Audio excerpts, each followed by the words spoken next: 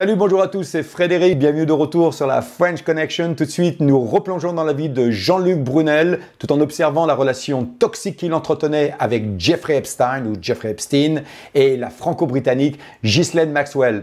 Alors, tout ça, bien sûr, s'est arrosé de déplacements à coups de jet privé. On sait qu'Epstein en avait 3. On y apprendra d'ailleurs à travers des manifestes de vol entre 1998 et 2005 que Jean-Luc Brunel était en bord des jets privés d'Epstein. Aujourd'hui, je vous propose dans cet 5e épisode d'écouter les témoignages des victimes. On parle d'esclavage sexuel, on parle de filles qui ont été abusées dès l'âge de 12, 14, 16, 17 ans. On sait que Jean-Luc Brunel était le propriétaire de l'agence MC2 Model Management à Miami, New York et Tel Aviv. Il est impliqué dans cette affaire. On doit mieux comprendre le rôle qu'il y a joué. Allez, je vous dis à tout de suite, c'est parti. Alors, je vous propose de retourner très rapidement un petit clin d'œil, si vous voulez, sur MC2 Model Management. On sait que l'agence Miami, Tel Aviv, New York était gérée par un certain Jeff Fuller. C'était quelqu'un qui, moi, m'a toujours apparu comme quelqu'un hors contexte, c'est-à-dire, je le verrais plus derrière un bar en Australie en train de me servir une bière fraîche plutôt que d'être dans le monde du glamour et des paillettes. C'est une observation personnel, ça ne veut pas dire qu'il n'appartenait pas à ce niveau-là, mais c'est vrai qu'il n'a pas cette fibre de glamour que vous rencontrez quand vous rencontrez des gens dans le domaine du mannequinat ou de la mode. Alors, ayant dit ça, il faut quand même comprendre que MC2 a toujours refusé de témoigner ou de donner des informations concernant l'implication de Jean-Luc Brunel avec MC2, le rôle que Jean-Luc Brunel avait au sein de MC2. Ils ont toujours nié. Ils ont d'ailleurs dit très rapidement, à l'époque où Epstein avait été arrêté, que Jean-Luc Brunel n'avait pas de rôle opérationnel dans cette agence. Il n'y avait en fait aucun rôle actif. Et puis, suite au mensonge, bien sûr, de MC2 Management de Jeff Fuller, finalement, la vérité va ressurgir puisqu'en 2015, Virginia Giuffre, à travers sa déposition et la plainte qu'elle a posée contre Ghislaine Maxwell, va révéler que Jean-Luc Brunel avait un rôle très actif dans MC2 à l'époque, c'est-à-dire en 2015. Et puis, il y aura aussi des témoignages de gens qui l'auraient vu à Brasilia, au Brésil, en train de recruter pour le compte de MC2, certainement pour complémenter les portfolios des agences MC2 Model Management de Miami et de New York, mais aussi certainement pour complémenter le portfolio personnel de Jeffrey Epstein. Et là, c'était certainement pas du mannequinat. Sans plus tarder, j'aimerais vous amener sur l'année 2007, une année assez cruciale dans l'affaire Epstein, puisque Bradley Edwards, qui est un avocat de Miami, représente 3 ou 4 victimes dans l'affaire Epstein. Elles sont mineures,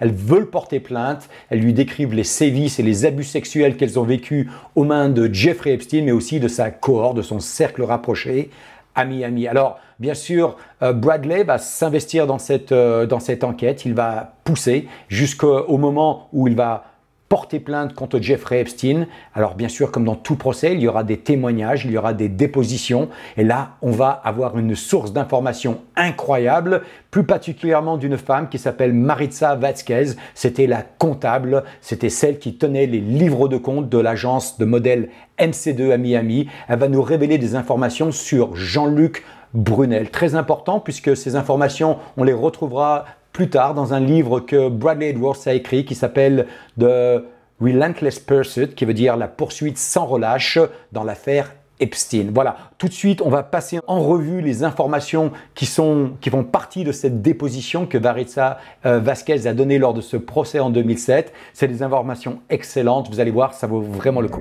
Alors, dans sa déposition, dans ses déclarations, Maritza Vazquez va nous donner des informations sur l'état de santé de l'entreprise Jean-Luc Brunel, tout simplement Carin's Model à ses fins. Et puis, au début de la création de MC2 Model Management, elle connaissait les deux entreprises, puisque tout simplement c'était les mêmes personnes derrière. Elle nous dit que ces entreprises-là étaient toujours en faillite, elles n'avaient jamais d'argent, elles étaient toujours dans le rouge.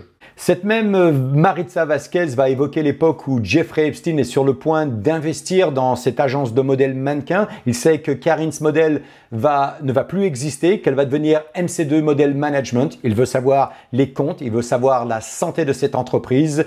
Et Jean-Luc Brunel va tout simplement falsifier les dossiers va falsifier les comptes de l'entreprise pour lui démontrer tout simplement que MC2 Model Management était une entreprise profitable. Elle nous explique qu'à l'époque, c'était monnaie courante pour des mannequins mineurs, de venir sur des visas touristiques aux États-Unis. Elle venait de l'Europe de l'Est, de l'Europe centrale, la France, mais aussi l'Amérique du Sud. Jean-Luc Brunel était en charge de ces visas et c'était vraiment monnaie courante, en tout cas dans l'industrie. Et puis, quand on s'enfonce un peu plus loin dans la déposition, on apprend que Jean-Luc Brunel collectait 30% des salaires des modèles, des salaires de filles qui n'étaient pas déclarées puisqu'elles venaient en visa touristique et qu'elles étaient donc illégales. On y apprend aussi, Vasquez nous dit qu'il y avait 200 à 300 filles à n'importe quel moment dans l'agence, donc c'était une agence qui avait beaucoup de filles, un portfolio bien rempli.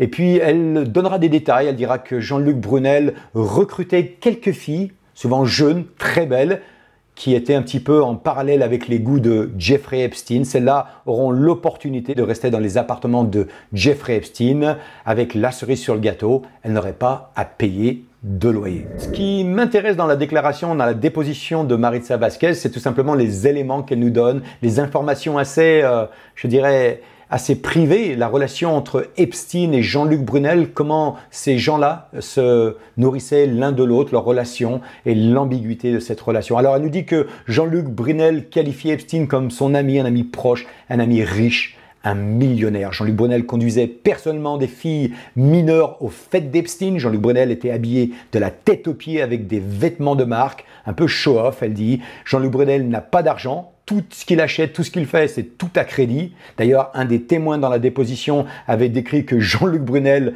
amenait des filles de 16 ans chez Epstein. Il y avait des fêtes chez Epstein et il disait « Allez, vas-y, j'emmène les filles chez Epstein, il y a une fête ». Et oui, bien sûr, il y avait des fêtes, mais il oubliait que ces filles étaient mineures. Epstein avait fait d'ailleurs pression sur Jean-Luc Brunel pour s'assurer que les modèles avaient des visas fonctionnant correctement. Bien sûr, il voulait certainement éviter les services d'immigration se pencher sur son cas. Elle nous explique qu'avant Epstein, Jean-Luc Brunel dirigeait l'entreprise, surtout Karen's Models of America, comme il voulait, il faisait du n'importe quoi. Il n'y avait pas vraiment de comptabilité, c'était... on prenait l'argent là où il était. Et puis, elle nous expliquera qu'il y avait une fête de Nouvel An en 2004-2005 sur l'île Little St. James, l'île aux pédos, où Brunel emmènera des gamines y passer le Nouvel An pour y faire la fête. Jean-Luc Brunel avait aussi créé des sociétés, nous dira-t-elle, des sociétés d'écran dans les îles Vierges britanniques. Il ne déclarait pas, il ne payait pas de taxes aux États-Unis pour les modèles MC2. Jean-Luc Brunel facturait une séance de photos 20 000 $ et il payait les filles 2 000 $. Il empochait en fait tout le reste. Et puis elle finira par nous dire que Jean-Luc Brunel et Epstein se rendaient souvent au Brésil mais aussi à l'Équateur pour des fêtes avec des gamines, des prostituées, des soi-disant mannequins. Et la déposition se finit en nous disant que les dossiers de vol, c'est-à-dire les manifestes de vol du Lolita Express démontrent très clairement que Jean-Luc Brunel était un abonné du Lolita Express. Alors pour revenir à Epstein, ce qui va m'aider à faire une transition, Epstein aimait beaucoup passer de temps à Paris, il y venait régulièrement. Vous savez qu'il était propriétaire d'un appartement de 8,6 millions de $. À quelques pas de l'Arc du Triomphe, au 22 de l'avenue Foch. Il se fera arrêter au mois de juillet 2019. Comme vous le savez, il était arrêté à l'aéroport de Teterboro, qui est l'aéroport de New Jersey, aux États-Unis. Alors, ça va me permettre de faire, comme je vous le disais, cette transition, puisqu'on va regarder à des plaintes qui avaient été déposées, des informations assez accablantes sur Epstein, mais aussi sur Jean-Luc Brunel, leur activité dans la capitale française. Alors, qu'est-ce que nous savons? Nous savons que plusieurs victimes ont porté plainte contre Epstein, en tout cas porté plainte contre sa succession puisqu'il est décédé. Elles nous expliquent à travers leurs plaintes qu'elles ont été emmenées à Paris, certaines voire même de Madrid jusqu'à Paris, et qu'elles y auraient été droguées et violées. D'ailleurs, à travers le témoignage de Tila Davis, qui est une des survivantes, elle nous explique que Jeffrey Epstein l'avait fait voler sur le Lolita Express de Madrid jusqu'à Paris. Il va l'inviter, il va se glisser dans son lit, ça se passe en 2003, dans la nuit, il va la droguer, il va l'abuser. Puis il y aura une autre déposition d'une certaine Marido, elle n'a pas voulu donner son nom de famille. Elle aussi, elle va expliquer que Jeffrey Epstein, quand elle était une enfant, quand elle était gamine, l'avait abusée sur le sol français, dans la capitale française à Paris, dans son appartement au 22 de l'avenue Foch. Elle expliquera qu'elle avait sévi, en tout cas qu'elle avait subi des sévices sexuels et qu'il était bien temps que les gens le sachent. Mon agent s'appelait Jean-Luc Brunel. Il a essayé de coucher avec moi quand j'étais juste une enfant. Il m'a donné de la drogue. Tout ça, ce sont des mots qui sont extraits d'un article, un papier qu'avait écrit Zoé Brooke, une mannequin australienne, à l'époque âgée de 17 ans, dans les années 1990. Elle nous explique qu'elle restait chez Brunel, à l'avenue Hoche. Elle était son agence de mannequin parisienne aussi, sa famille en Australie avait pensé qu'il serait mieux pour elle de rester chez Jean-Luc Brunel. Elle y serait beaucoup plus en sécurité, sans savoir qu'elle était tombée dans les griffes du loup et que tous les soirs, Jean-Luc Brunel lui faisait des propositions. Il y avait des tentatives d'abus. Il s'essayait tout simplement de coucher avec elle. Je pourrais certainement rajouter les récits de Clayton Nelson. Clayton Nelson, c'était un photographe freelance, mais il travaillait beaucoup avec l'agence Karen Models. Il travaillait avec eux et surtout avec Jean-Luc Brunel. Il avait aussi fait quelques articles expliquant en tout cas la manière et le caractère, en tout cas l'attitude de Jean-Luc Brunel envers ses mannequins. Il le décrit comme un sale porc. C'est vraiment les mots qu'il utilise en anglais. Il dit « vile pig ». Il nous dit que tout simplement son attitude l'avait outré, l'attitude qu'il avait avec ses jeunes mannequins. Il les traitait comme de la chair à canon. Il disait tout simplement, si elles ne couchaient pas avec lui, elles ne travaillaient pas. Et si elles couchaient avec lui, elles avaient des jobs. Il nous expliquait en fait que Jean-Luc Brunel rentrait dans l'agence des fois et disait « celle-là, vous ne me la bouquez pas, vous lui donnez aucun travail ». C'était la manière de dire « celle-là, elle n'a pas voulu coucher avec moi, elle n'aura pas de boulot ». Alors une accusation parmi tant d'autres, vous me direz, on pourrait rajouter celle de 1995, celle de Michael Gross dans son livre. Il fait une accusation sur Brunel, enfin une accusation, il en fait plusieurs en fait, mais il nous dit dans son livre qui s'appelle, je crois, The Models, The Ugly Business of Beautiful Women, ça veut dire les mannequins, le sale commerce des belles femmes. Et dans ces termes, il nous explique que Jean-Luc Brunel était un danger, c'était vraiment un danger parce qu'il savait très bien ce que dire et que faire, et plus important, il savait très bien ce que ces pauvres filles, ces gamines pleines de rêves recherchaient. C'était vraiment son don. Il avait le don de leur dire les bons mots au bon moment. Il savait leur faire des promesses, il savait être tendre, mais aussi il savait être dur. Tout ça, ce sont les attributs d'un prédateur. Alors dans ce livre de Michael Gross, on va apprendre des détails sur la vie nocturne de Jean-Luc Brunel. Ils sont assez importants puisque ça nous décrit un peu son caractère. C'est quelqu'un qui a une clique, il a des amis, on les décrit d'ailleurs dans le livre, des gens assez louches. C'est des gens comme Patrick Gilles, des Versano, plein de pognon. Ils sont accompagnés de jeunes filles de 16 ans, 17 ans. Ils vont au bain-douche, au palace, ils écument les boîtes de nuit le week-end et bien sûr la cocaïne est là, le champagne coule à flot et les fameuses after party où les choses assez sordides se passent sont bien décrits dans ce livre. Alors je ne veux pas vous donner des détails, lisez le livre et vous comprendrez de quoi je parle. Voilà, j'aimerais poursuivre avec l'affidavit de 2016 de Virginia Robert Giuffre, une plainte déposée avec des informations assez accablantes. Elle est très précise. Elle nous dit qu'elle a été une esclave sexuelle pour le compte de Jeffrey Epstein. Elle a été aussi trafiquée sexuellement internationalement auprès de gens très fortunés, des gens très puissants, des premiers ministres, elle nous dit des anciens présidents, des scientifiques, des politiciens, des milliardaires. La liste est longue, beaucoup de gens ont été éclaboussés. Elle nous donnera des détails sur le fait que Jeffrey Epstein l'avait forcé à avoir des relations sexuelles avec un certain agent de mannequin, un certain Jean-Luc Brunel. Alors c'est assez important, elle est d'ailleurs très détaillée, elle nous dit que ça s'est passé sur l'île aux Pédos, les îles Vierges américaines, mais aussi à Manhattan, dans la résidence d'Epstein, mais aussi dans la maison à El Brillo Way, en Floride. Alors tout ça, bien sûr, c'est des accusations. La manière dont ces accusations sont corroborées, c'est à travers d'autres accusations, d'autres plaintes déposées à l'encontre de Jeffrey Epstein, où de nouveau Jean-Luc Brunel apparaît. On nous explique que Jean-Luc Brunel organisait les visas pour ses filles, ces mineurs qui venaient de l'Europe de l'Est ou de l'Amérique du Sud. Il utilisait une jeune fille qui s'appelait Evelyn Valenzuela. Elle travaillait comme bookkeeper,